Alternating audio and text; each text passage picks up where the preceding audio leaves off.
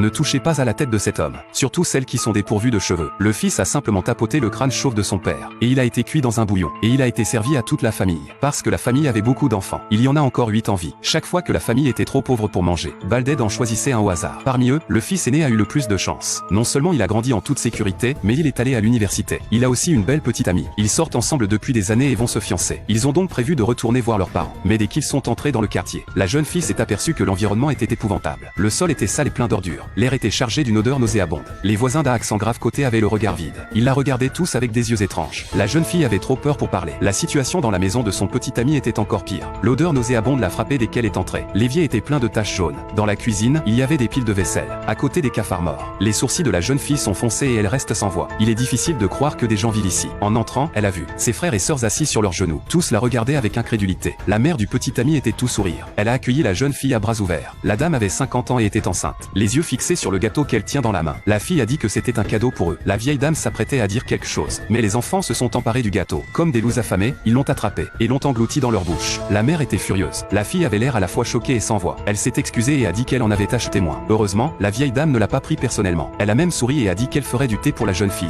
mais en regardant la suie et les cheveux dans la tasse, la jeune fille n'a pas pu se résoudre à la manger. Le petit ami, lui, a levé sa tasse et l'a bu. Il s'amusait. やっぱり落ち着くな、実家は。